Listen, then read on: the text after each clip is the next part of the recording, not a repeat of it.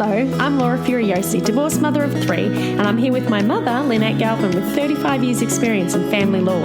You're listening to the Divorce Course podcast. Through our candid discussions, we hope to help you through your divorce or de facto separation. We will be answering the most commonly asked questions and covering the stages and steps that you will face on your way to freedom. Your world sometimes feels like it's been turned upside down when you're going through divorce. So this episode is for anybody who's about to go through it or is going through it, of the legal things you should keep front of mind if you can't keep anything else straight while going through your divorce. Just a top 4 or 3. Hello, Mum. Hello, Laura. Hi, everyone. I hope you're all doing well today. Yes. And, Mum, this one is a bit of a broad brush stroke of anything, and excuse my voice, everybody, of anything that people should maybe keep front of mind while they're going through this tricky time, because you're not usually thinking about the legal side of things. You're probably more likely thinking about the logistics of who's going to have the kids and when, or where am I going to sleep, or where's my stuff, or money. You're not really thinking about what's the legal side that I should be considering. Yeah. And often we're reacting to stuff rather than planning and making sure our plans are coming to fruition. We just sort of bounce back when they do something to us, then we do something to fix it up or to, whatever, deal with. That's a really good point. And I do, if you go through anything in life, if you just are reactive and just respond to what they do, and that's letting them lead the journey. That's right. They control the whole dialogue. And a lot of our listeners are business people, I think, and they have careers. So you can't run your life that way. You've always got to plan ahead. And although it seems a bit calculating in the heat of the moment, and when you're talking about relationships, you can bet your bottom dollar that most blokes, sorry guys, they're strategic in their thinking because they're better at taking the emotion out. And when it comes to finance and money as well, the research shows women aren't as interested in that or as educated. We're not teaching people how to use finance and how to think about money in school. So if you have been the one who hasn't been thinking about money, you definitely... It's going to be hard to be thinking about money during a divorce when your world's upside down. That's right. So let's get into these things that, like simple things. If you can't think about anything else, at least keep these in mind. But this is not legal advice. This is legal education. So please always go and see your own lawyer. This is Australian as well. So if you're listening from overseas, a lot of these things will still be similar in your country, but please always get independent legal advice. Yep, your own legal advice. So, Mum, number 1. Anything you say or do will be or could be held against you in a court of law. That's right. Repeated and held against you in a court of law. So, and it's important to remember not just your spoken words. We're also talking about social media or emails or text messages or Facebook. Or what you're doing as well, anything you do. Yep. So the spotlight's on. Yeah. And look, when you're not getting divorced, if you're in a happy marriage, sometimes you do stuff up parenting-wise, or you swear at your partner, or, you have an outburst and all of that sort of stuff. That happens in normal families. But this is spotlights on. We're looking at you with a microphone? No. Microscope. A microscope. And if you've got an ex who is manipulative and controlling and wants to change the narrative, they're going to jump on every single little thing you do that could indicate anything. So what kind of things do people need to keep in mind legally? Okay. One would be careful if your ex knows you well that they're not pushing your buttons to get that reaction. In other words, they can push the buttons all they like. You need to dial back your reactions because, again, they're running the agenda. And what happens if you do react? Say right at the beginning of your relationship, breaking up, and you just blow at them and say, I can't believe you did this to me, you did this to me, you did this to me, and you just lose your nana, and in text or words, and they video it or whatever. What can a family court do with that? Sometimes an unscrupulous other partner can raise that as evidence that you're unstable, you've got mental health problems, you're abusive. But the reality might be, or is usually, the court comes in kind of at that stage, right? And it could be months or even a year after separation they come in.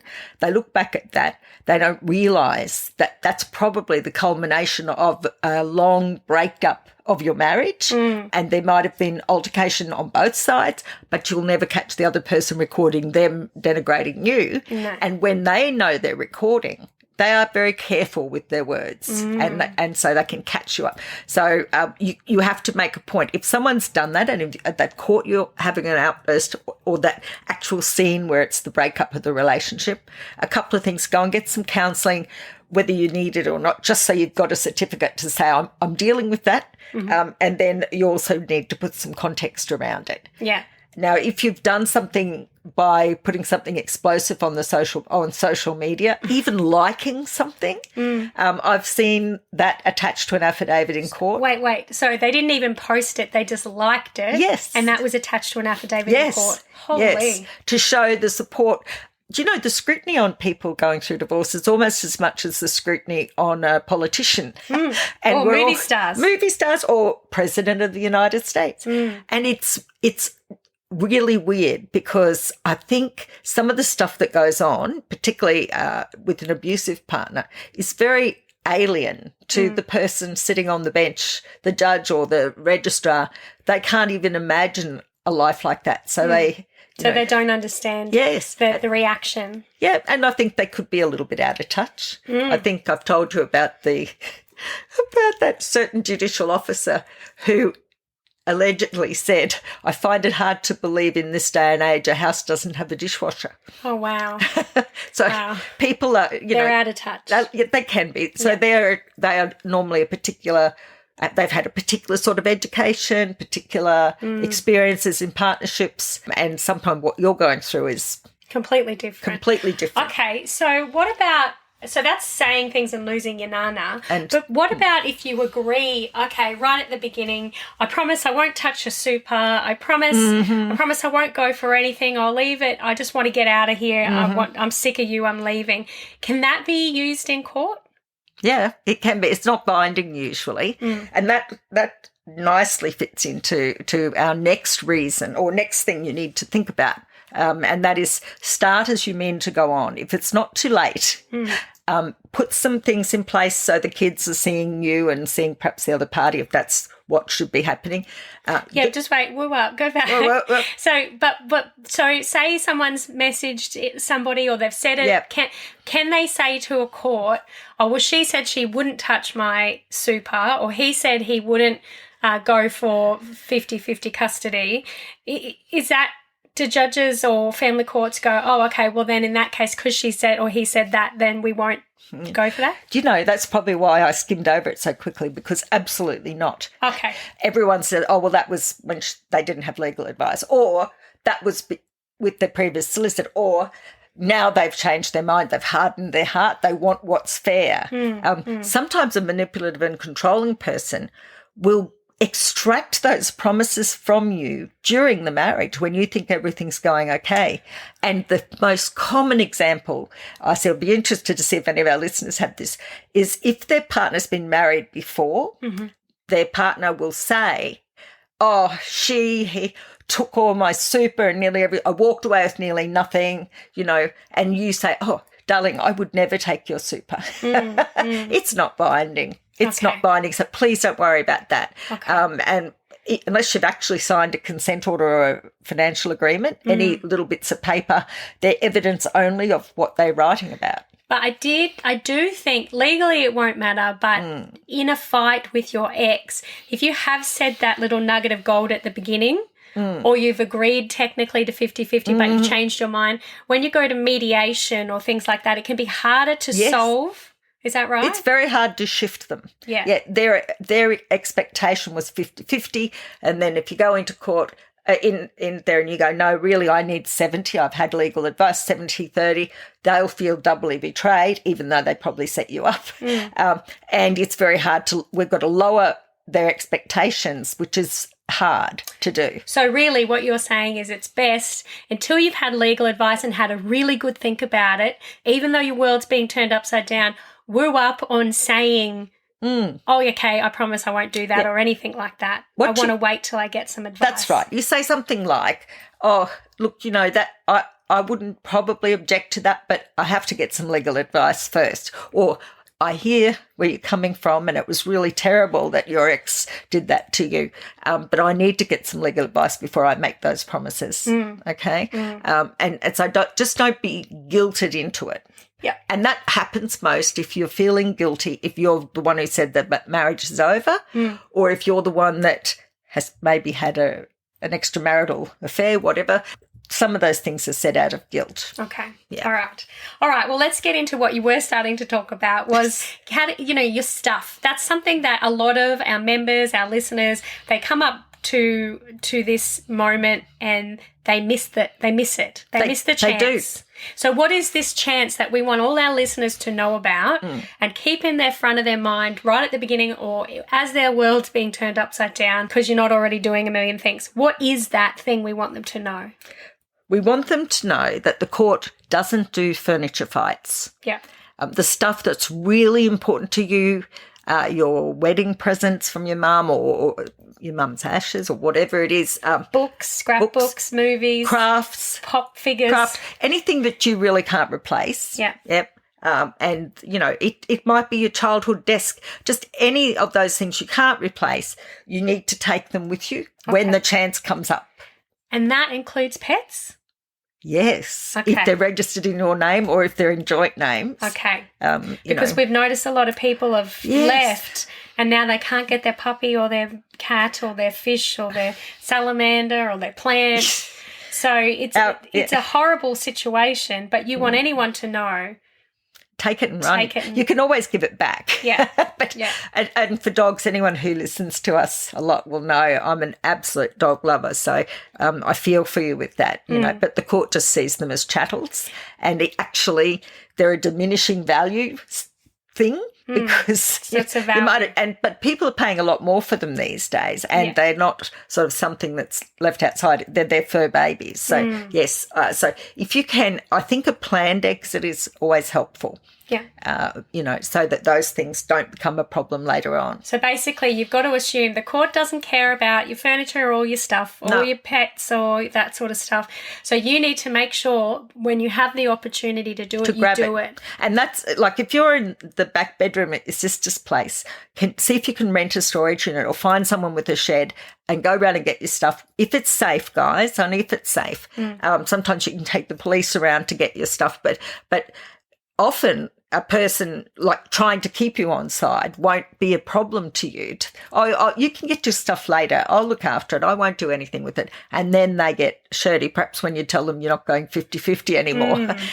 And I've seen a couple of things over the years. I've seen sheet music that someone really loved that disappeared. I've seen bicycles, expensive bikes. Trophies. Vanished, trophies, craft projects, something a bit tapestry you've been working on for years or whatever it is, disappears, the laptop goes, the iPad goes. So legally you are allowed to take it? Yeah, if it's yours, you can take it. Okay. And if it's joint, you can take it. Okay. Don't take anything from a business, and this is general advice only. Don't take anything that belongs to a company. If it's joint and you take it, it might as well be with you than with the other person if it's joint. There's a presumption still prevalent in the cases where the majority of people trying to get extra money or get their stuff is women because the men assume they can have it. It's theirs. Yeah.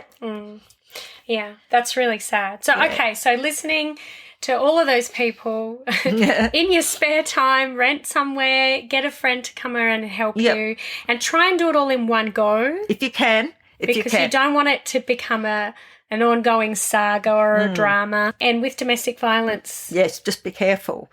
Look, the converse is also true, Laura. If you're in the house and your ex leaves, get them to come and get their stuff if you can. If they don't want to get their stuff and they want to leave it in the house, that does two things. One, it makes any children you've got feel like nothing's really changed. It also makes you feel like nothing's really changed. And it makes feel like they've got a chance to come back. Well, then they do. They keep coming in. I've got my stuff in there. I've got to come and get this. I've got to come and get that. And so I like to recommend to my ladies, if you're staying in the house and you know you're going to be perhaps buying your partner out, collect their stuff. Tell them when it's available. Or ask them to tell you when they want to collect it, and that if they don't collect it within so many days, it could be 2 weeks, 3 weeks, you're going to box it up and put it in the shed or put it in the garage or put it at their mother's. If you can afford a garage, go and get one, give them the key. But then you have to keep paying till they take it out. That's a problem. But if you know where their mum lives, you can just box it all up. General advice only. But you'll have an idea. It really does need to go. You know, unless they are completely skint and can't afford to put it anywhere. You know, in those movies, to corral it. You know those movies, Mum, where you see people throw it out out the window. Yeah. Take your clothes and their undies. Actually, it happened in the Barbie movie. You have to have a balcony. In the Barbie movie, Ken was throwing her clothes out, and it was like it had stopped midair. It was a jacket, and it was like 1975, such a Barbie jacket. And then the next one would go out and it'd be like 1982, such and such. So you can't do that. That would get you in trouble. It generally gets you in trouble, yes. Okay. All right. But a civilised exchange is the way to go. Okay. Sometimes people use a mutual friend. So your aim really is to not have any reason for them to keep coming back. Yes. So you get rid of their stuff. And if you've moved out, I don't mean get rid of it, but give it somewhere else. It needs to be preserved, right, until the final hearing somehow. What if they can't? If they can't get it? What if they can't go and get their stuff? What if they know it's not safe and they've just got to leave? You mean our listeners? Yeah. Yeah. Generally, if you get a domestic violence order, the police will come with you to collect your stuff, and you can ring the police in all the states and say, I need to collect my stuff, but I need someone with me to keep the peace. You don't usually have to have gone as far as having a domestic violence order. Right. Yeah, so get your little ducks in a row and be ready, know where you're going to be able to store it. If you don't have their buy-in to picking up their stuff, try and box their stuff up and have it down under the house. And then you need to change the locks. I always say that. Yeah. Or put barrel bolts on the inside. Give yourself some privacy and security.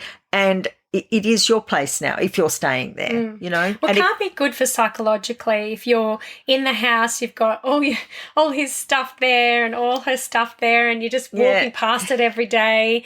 It wouldn't be a good feeling to help you get through the next step. That's right. Even if you still love them, you know, you need that sort of division. Yeah. Everyone knows it's not really over until the house either sells or you move out of the house. Like psychologically it feels like you're still connected, and it's a constant reminder of your past, your joint past. Yeah. So when you move confidently into the future, you either have to really put your stamp on the place that was joint, put it back to being yours, or you need to have your gear. So when you get your own bigger place, if you're still in the back bedroom at your sister's, that you've got your things with you. So stuff matters, but not to the court. So just remembering that's what you've got to do, you know, and it's something that maybe people aren't thinking about, again, because you're probably thinking about your kids, you're probably thinking about work and keeping how's this all going to happen. So definitely keep that in your front of mind. Did you want to know a couple of ways to sort out furniture? Sure. That the court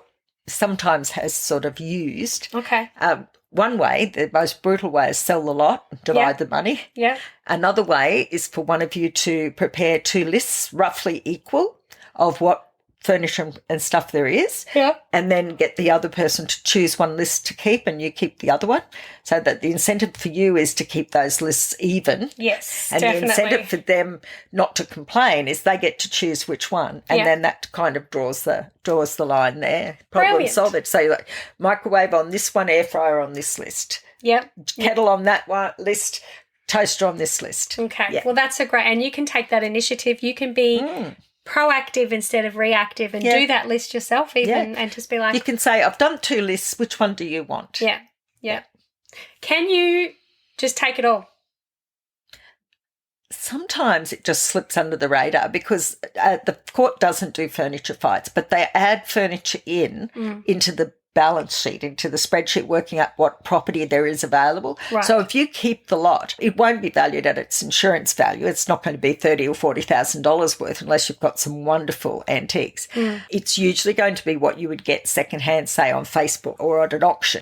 And then it becomes off your share. Yeah. So keeping it is an option, but not if they're going to say it's worth a small fortune, in which case you go, okay, well, you have it, and I'll count you as having 40,000. Yeah, absolutely. Okay, all right. Number 3, and this is a really important one, and we've talked about this before, but I think I want to get this into anybody who's got their world upside down and they just don't really want to deal with the legal side of things. What's the one thing they should do and you say it's start as you mean to go on. What do you mean by that? You know you can find us on Instagram, Facebook and TikTok. We're there waiting for you right now. If you want to get more out of the Divorce Course, all you have to do is go to the Divorce Course podcast at Facebook or TikTok, or the Divorce Course on Instagram. There we share bite-sized pieces of information and bite-sized inspiration and motivation to help you through this difficult time. Come and join our community and let us know you've joined. We'd love to see you there. What's the one thing they should do and you say it's start as you mean to go on. What do you mean by that? I think it's a little nod to the Covey method, Stephen Covey, I think it is. I have no idea who that is. Yeah, he used to, one of the things he said was start as you mean to go on. And what we mean is at the beginning, when those micro decisions are being made, like who's going to pick the kids up tomorrow, we've had a big blow up and it's all over, or again you're back in your sister's back bedroom. To start having time with your children now, no matter how your circumstances are. You can always see them out at a park or take them out to dinner or whatever, but don't let the other person get the jump on you with having the kids in their care for a long time before you actually get to court, because the court looks at the history since separation, and that sometimes is the determinator for them as to what happens in the future. So mark your territory first, early. With the kids, do the things with the kids. Stay involved with their school, their medical and all of that. And with your stuff, take that with you, like we've said, with your wages, get that into a separate account, and just try and keep a vision in your mind, maybe a little vision board. Sounds a bit tacky, but maybe, of where you're going to be in 12 months' time and what steps. Make sure the steps that you're taking today serve the future you and aren't still stuck in the old habits. So basically, when it comes to kids, basically what you're saying is if you don't, you're living in your sister's back room, you've left, you love the kids, maybe you were the primary carer, but for the next 3 months you're just trying to get over the fact that you've been through hell and you don't see the kids very often, and then you get to court and they say, well, she hasn't seen the kids for the last 3 months. So we want to start her off at a contact centre because I haven't seen her for a while, and then that's just 2 hours a fortnight, and then, or whatever, a week, and then gradually build up. But what you've done is kind of surrendered the higher ground, so to speak. You've made a kind of a precedent of the kids staying with the other parent. Right. So if you'll want to continue to be involved, then you need to, no matter how your living circumstances are, just make it happen. And I think a lot of people are very child focused, and they say, oh, look, my place isn't really good for them at the moment. I'll wait until I've got somewhere better for them to sleep. No, don't do that. Yeah. The kids will be happy to see you, even if they're sleeping on mattresses on the floor, honestly, or if they've got to share a bed. So what's status quo in eyes of the court? Yeah, so status quo, it means obviously the situation that is. I think that's Latin. Okay. Not just I didn't know that. Not just a band from the 70s. There you go. Probably didn't know that either. No, I didn't. Some of our listeners will. So status quo is just what has been happening. Right. So before the amendments to the Family Law Act, thank you, Mr. Dutton, 2006, the ones that we're just overturning now, which is the ones for the law in 2006 changed it to say that equal shared parental responsibility is the default position and equal time is almost the default position. Before that, the court used to go, well, what's in the best interests of the children? Oh, well, they're used to being in this situation. Let's just leave them there until we've got time to find to have a full inquiry into what's going on, have a proper trial. So what have they been doing up till now? That's the status quo. Right. Well, and there was a really strong emphasis on leaving the status quo, the situation that is, so that the children don't go through too many transitions. We're going to hear this matter properly, and when we properly reach a decision, then if the kids have to change what time they spend with one parent or another, it's only once and it'll be at that time, and we won't be making stabs in the dark trying to work out what's best for these kids. We're going back to that, which is, not to status quo, but best interests of the children. When you say we're going back to that, that's once the legislation's passed, yes? Yes, it is, but it's, But it's not passed yet. Well, it's passed the lower house as the time of recording this. Okay. And the joint bipartisan Senate committee, that is both the Liberal and Labor people, have agreed that it should go through in the Senate. They're still probably tweaking some words. Right. But I think the removal of the presumption of equal shared time, equal shared parental responsibility, equal shared time is going to be off the books. And we'll go back to really focusing on what's best interests of the children. And that's why having a status quo where the kids aren't seeing you much, it could become really important in the future. So, So definitely make sure you are stepping up, you're being a parent, you're involved in their activities, you're turning up to events, you're taking them to things, you're being a parent. Yep. That's at right. At the level you want or you see is best for the kids moving forwards. And that's going to be superhuman because you're going through in your mind the loss of a relationship. Yes. And all of this, oh my God, going in the back of your mind. What the heck am I going to do? Yes. But so these things that we're talking about, Laura, are things to keep kind of like an overlay or in front of mind, no matter what else is happening. If you just hit these sort of 4 points, we've got one more to go, then you will be doing yourself a service, and when the emotion dies down, you'll be really glad you did these things. Yeah. Okay, so what about property? How do you status quo or start as you mean to go on with property? Because I'm telling you right now, I think we can't do the same story as we did with parenting. Look at the future and look how you want it to be then, and start now. With property, looking at the future, you're definitely not going to be living at that level if you've lost half an income. So start as you mean to go on with property means you own your own stuff. You get your own account, get your wages into that. You're business-like about paying any joint debts, keep records, and tailor your budget. I'm sorry, guys, 'cause it's so expensive to live these days. It's insanely expensive. I watched this thing the other day. There were these people who did TikToks and they would show you how much they could buy for $100. Yes. And there's a difference between the one they did last year and the one they've done this year, and it used to take up the whole kitchen groceries, bench. yeah, and now it's just like 7 things. Yeah, we're all going to have to go back to having veggie patches. I nearly died paying $10 for a bag of potatoes. Yeah. So we understand that it is super hard. It's hard. But you're saying that you just have to, for the moment. If it's for the moment. Not rely on your ex. Try not to rely on your ex to pay a bill. Unless it's spousal. Unless it's the only way you can get them. So get the money. So sometimes a manipulative and controlling person will want to pay your rent, for instance, but only to the landlord, and only if you live in this certain house. So they like kind of controlling you. You might do that for a while because it suits you, but better off if the choices are coming up like that. He may say, or she may say, I'll pay your rent. Well, could you just give me the money instead and I'll manage my own finances? I'll just give me that. So try not to have them controlling you going forward. You're going to be an autonomous individual financially, and you're going to be financial superstars, I'm sure of it. And you'll all be saving and trying to work out how to make this work. But at this stage, in the beginning, you're going to have to be very budget conscious and watch what your dollars are and cut. You can't cut down food much, but you might be, some people are choosing to go to one of the big bulk supplying supermarkets rather than your standard ones. Well, maybe you don't need all the streaming services. There are a lot of subscriptions people get subscribed to that they forget. Absolutely. Go through your bank statements, guys. Have a look and see what you subscribe to. But I guess when it comes to that, being able to financially be independent and not relying on your ex can be so hard. But you can ask for spousal maintenance. But yeah, if they're trying to dish you money out, you ask them, hey, I would rather just you give me the money. Yes. And then I'll manage it. Yeah. And with child support as well, don't be guilted into saying I won't be going in for child support. Get your child support. Apply to the agency if you want to.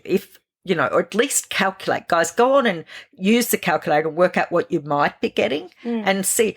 If you say no to child support, it's not for you, it's for the kids. But when you get child support, you don't have to put it in somewhere and say, oh, I'll use that for the kids' Christmas and school. No, you're providing a home for the children. You're paying extra electricity, extra water. You can't just go and live in a caravan somewhere with a little tiny caravan. You've got to have at least a big enough caravan to fit the kids in. You can't ride a motorbike everywhere. You've got to have a car. Yeah. So there are extra expenses just having extra little bodies around.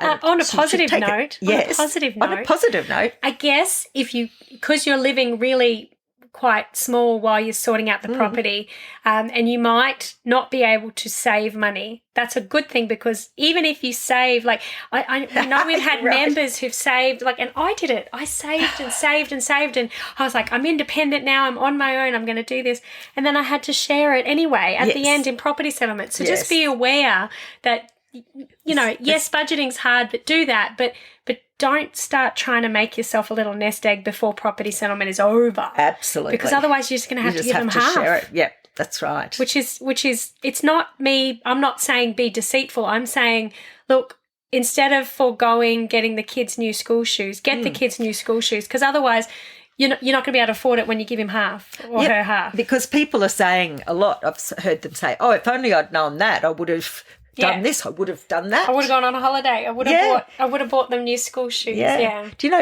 your grandma? She put 4 shillings a month into an education fund for the children when they were little. Yeah. And she told me that it was really hard to do without that 4 shillings, which is about like 80 cents, guy. But she said that when she got the money, you were just born when she got the money. It bought her a lounge suite, and it was supposed to put the kids through education at uni. And she gave me a little talk and said, I wish I hadn't done that. Then she said I had to make all those school uniforms to scrape that 4 shillings. Wow. Yeah, so there you go. So yes, become financially independent. Yes, be savvy. Yes, go and see a financial advisor. Go and see an accountant. Get your systems ready. Yeah. And get an understanding of where the money comes in and where it goes out. Like we always talk about Pedro. Pedro Marin. Yep. He's done some great episodes at the beginning with us. I'll put a link in the show notes to figure that out. Yep. But once you go see them, get your head around it. But remember, until property settlement, anything you make, anything you save is going to be shared. Yep. Sadly. Maybe. Yep, usually. Yeah, usually. Yeah, which is really sad. Well, you can understand the court's point of view. I understand. Because if they didn't say, and we've got case law out the ear holes saying, and finally, last one was Woodland and Todd, the time to work out the value of the property is at the time the order is being made. Yeah. And so whilst you may say, I've saved that up, I saved that up, Your Honour, it's my $10,000. Well, yes, it's a contribution on your behalf, but you probably won't get the whole $10,000 back. You might get a 1% or 2%, depending on the property pool. Has there ever been an argument in property settlement, we shouldn't give that person too much because they're bad with money? Yes. Really? I heard that in front of Judge Coates once. Okay, so what if they're a really bad gambler or something, and you just say, well, look, I'd rather not give half my money because they're a bad gambler. The court doesn't care? No, because under our I suppose it's not really under our constitution, it's just a human right that you can do with your money what you will. Yeah. And so the court doesn't go, oh, we're not giving it to you because you're dodgy with your money. Yeah. The court goes, here you go. Yeah, good luck. Have your share, and you might know in your heart that your ex is going to sort of, gamble it away or buy something fancy and waste the money. That's for him or her to do. Okay. Yeah. All right. But you, our listeners, are going to be sensible. Yes, because you're going to set yourselves up for your financial future. And if you've got to get a car, so we really don't want you relying on the other person for any longer than you absolutely have to. Yeah. So if you've got to get a car, if there's only one car between the two of you and you don't get a car, put on a turn till you get a car, or get yourself a little runaround car, or borrow one from your family. Yeah. Just so that you can wake up in the morning and your first thoughts aren't, what an awful situation I'm in. How am I going to put food on the table? How am I going to get the kids to school? All right. So, amicable. Yeah. Is there anything else that they need to have legal front of mind while they're going through this crazy divorce journey? I think with amicable, if front of mind is it might not last. The amicableness, amicability might not last. So get that sorted down on paper properly through the courts and get the orders made before they change their minds. Okay, cool. And you should listen to consent orders. It's not rocket scientists. Rocket science, yes. Not scientists, but science if you want to learn how to do that. So what about avoidant? When it comes to legal front of mind. Yeah. So, again, you'll just have to take the running on that. If they're avoidant, then you're not likely to be tricked into doing something wrong. So you'll just be dealing with yourself. You don't have to manage them. Okay, do as much as you can yourself. Yeah. And that will be from your own position, getting your wage paid into your own account, organising a payment for the mortgage from that, or if you're still paying any of the mortgage. And the avoidant person's just going to have to look out for themselves. So, no, nothing special in that. Yeah, you're probably going to be the person that has to box up all their stuff. Oh, yes. And probably drop it round to their mums or wherever he tells you to drop it around. Okay. I've seen that. It's very hard. Yeah. And an avoidant person, like I think I've said before, is often struggling emotionally and mentally with the breakdown. So you've got to know where you can sort of push it a bit and when to ease up and let them deal with their emotions. Yeah. What about high conflict? What kind of which areas have we talked about? Do they really need to focus on? I think the anything you say can and will be used in a court of law. Yes. Yeah. And particularly, it's very unconscionable, but sometimes they only put in your responses, not what they said to start with. or maybe pick out bits that. So yes, that the lesson that I was taught as a child was to sandwich a negative thing between two positives. Yes, so writing something. So when you're communicating with them, if you want to be like, well, hey, I really appreciate how you did that. Now co-parenting's going great, but, and then whatever you're going to write, and then sandwiching it again. But they might just take out the but and put that bit in and leave the rest out. So you need to be aware. Yeah. Whatever you write. Yeah. Or they may write to you and say, I'll never, ever, ever forgive you for what you've done. And you might say, and I'll never forgive you. And they just put that bit in. Yes. Yeah. Yeah. So be really careful with what you write. Just be very thoughtful. And if it's like drunk texting, if you're really angry, don't do it. Don't press send. Yeah. Leave it till the next morning. And be very aware of doing stuff late at night when you're a bit emotional. One thing is the other person, in high conflict, they won't, but the avoidant person, anything you do to try to sort of get things rolling, they may see that as an encouraging sign that you might be getting back together again. Oh, gosh. So, you have to be clear but firm with them. Yeah, high conflict, just be aware that everything will be in writing and don't expect too much cooperation. So everything might very well be taken in front of a judge and they're going to leave out the bit that they did. And that takes it to the manipulative and controlling. Yeah. I mean, manipulative probably will do that too.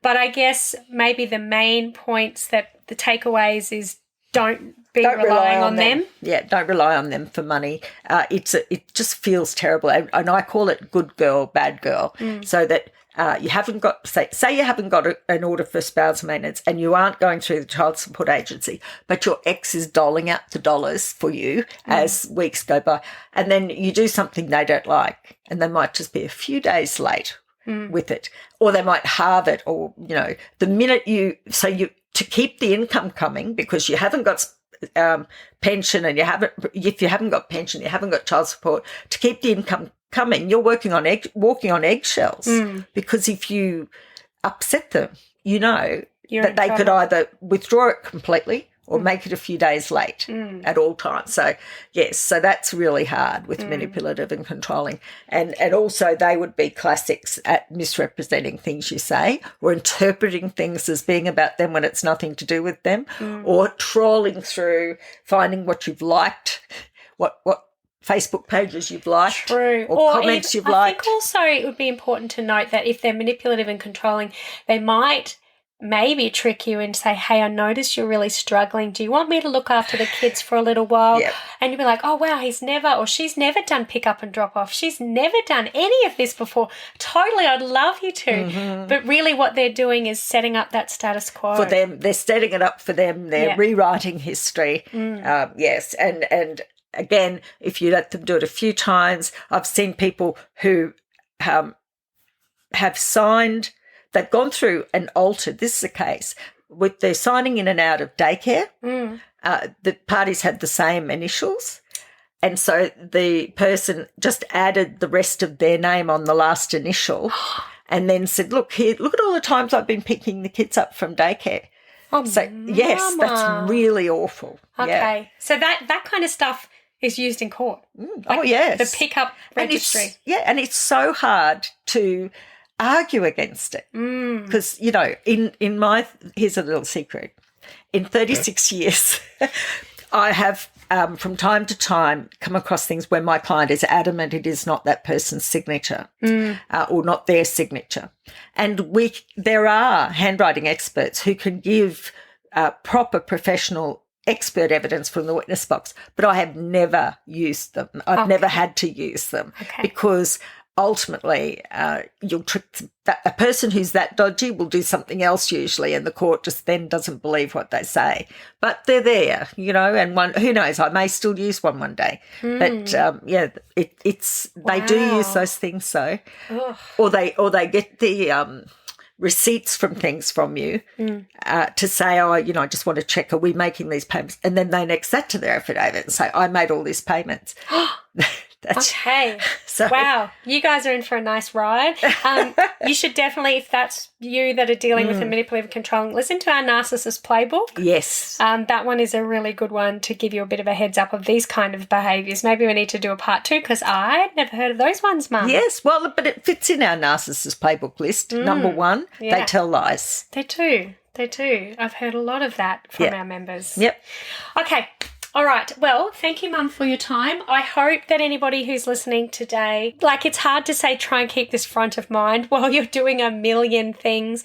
But, you probably were a plate spinner. I always think of it as a plate spinner. Yeah. You're spinning the school drop-off, you're spinning the job, you're spinning the homework, you're spinning chores, and probably, hopefully, your health and mental health and stability.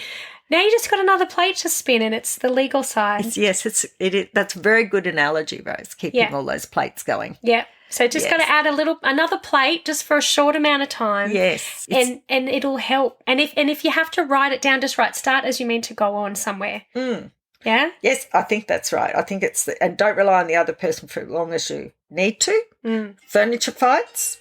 And don't forget your frequent flyer points. Oh, yes. That's often argued over. Yes. And anything you say. Yes. Or write can be used in court. Can be used against you. Yes. Even if you just like a post. Yep. If you've got a person who's vigorous enough on the other side. So you it's like a little overlay over your mind. So although you're spinning all those plates, maybe it's the glasses you're looking through. Well, okay, so, in the old days they used to say, imagine your mum's going to read this. So maybe you change that to imagine a judge is going to see this. See your behaviour at changeover, see the way you write to your co-parent, see when you're picking up kids and dropping them off, or see how you're spending and using the money or getting, So just imagine, okay, everything from now until settlement could be in front of a judge. And they'll never, no one will ever bring to the judge's attention the times that you were wonderful at changeover or the times that you wrote respectfully. They'll only bring to the court's attention the bad ones. Yeah. And if you have enough little ones that kind of a little bit off, it starts to build up a complexion. Yes. And of course they know they're being strategic. They're not doing anything that you can put your finger on. Yeah. Yeah, so be careful. This is more like trusting and honest people. They don't realise this is going on. Yeah. Well, if you don't think manipulatively, you don't know what you're in for until it's too late. It gives you the irks to think about it, doesn't it? Yes. But, it's self-defence. Self-defence. Or maybe we should call this legal divorce self-defence. Maybe we should. It might should. be taken in the wrong way. Yes, it might be. Okay. All right. Well, thank you, Mum, so much for your time. No worries, Hang in there, everybody. You got this. Go and write it down and keep yourself legally defended. All the best, guys. Bye-bye. If you found this podcast helpful, we'd love it if you could rate, review and subscribe. By doing so, you are spreading the word to help someone else just like you. Lynn would like to remind you that this podcast is general advice only, and you should always get legal advice in relation to your particular situation. And remember that the Australian laws may have changed since recording.